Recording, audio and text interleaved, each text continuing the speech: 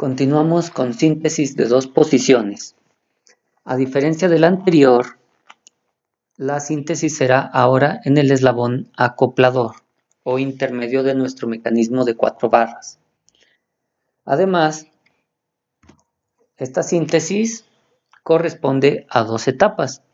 Una primera etapa donde encontramos los dos pivotes de nuestro mecanismo de 4 barras, O2 y O4, y formamos un mecanismo de 4 barras.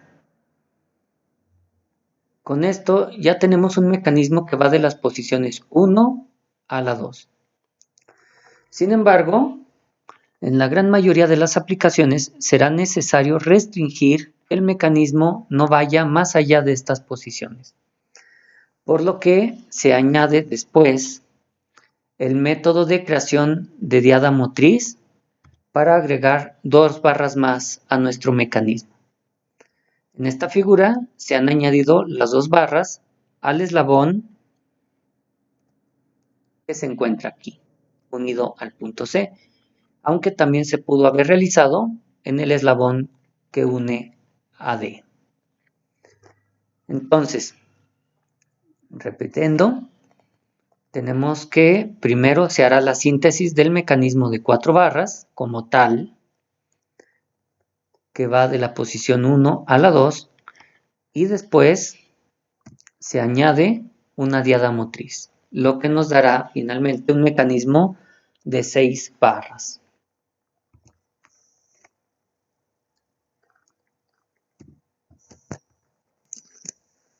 Una vez más vamos a realizar el movimiento de cuerpo rígido desde la posición inicial hasta la posición final, con los mismos datos del ejemplo anterior. Sin embargo, esta vez se realizará la síntesis en el eslabón acoplador. Procedemos, como siempre, a dibujar las posiciones inicial y final. Una vez que las tenemos, trazamos la línea desde el punto C1 al punto C2 y su bisectriz. Del punto D1 al punto D2 y su bisectriz. A diferencia del método anterior, en este no vamos a fusionar estos puntos, sino que vamos a elaborar un mecanismo de 4 barras de O4 al punto D y de O2 al punto C. Con eso ya tenemos un mecanismo de 4 barras, indicado por estas líneas sólidas.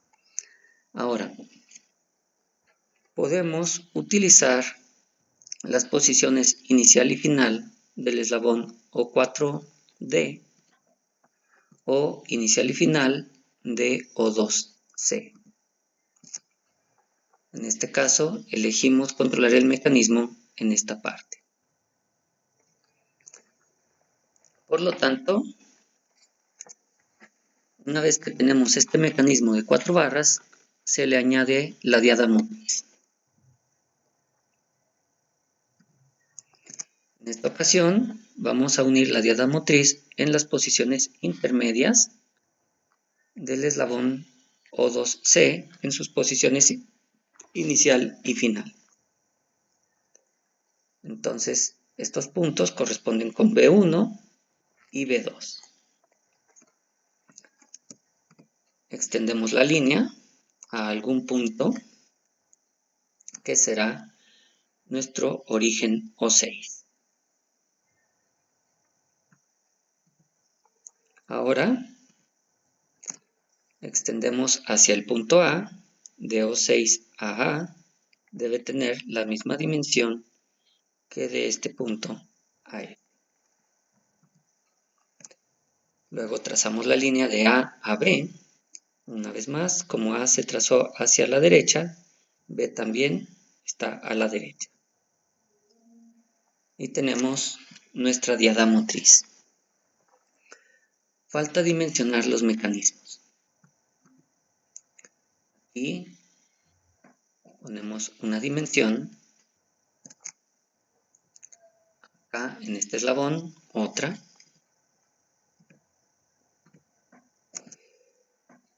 De este mecanismo de 4 barras,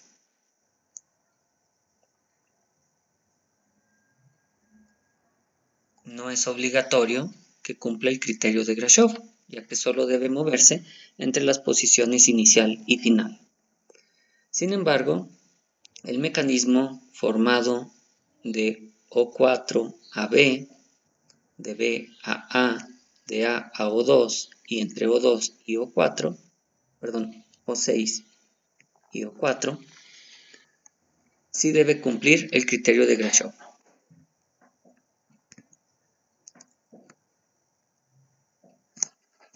Tenemos las medidas para este mecanismo, medida de 7,5, 20, 2,8 y 21,18. Se puede verificar que sí se cumple el criterio de Grashov. Ahora procedemos a simular el mecanismo. Para la simulación de movimiento, dibujaremos el mecanismo de 4 barras que va de O4 a D, de D a C y de C a O2.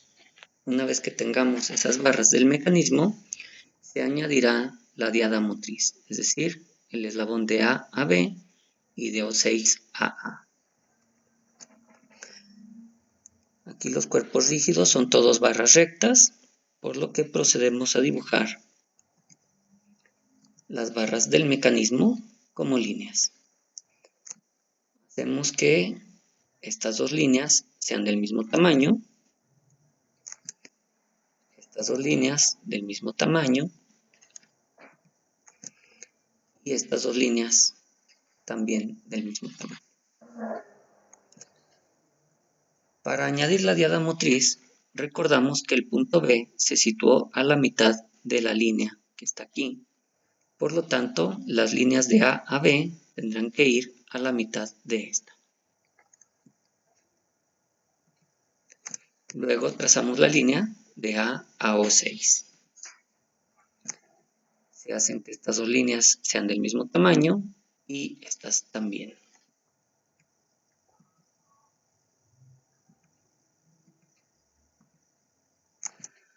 Una vez que tenemos esto, se prueba el mecanismo y se verifica que se mueve entre las posiciones inicial y final.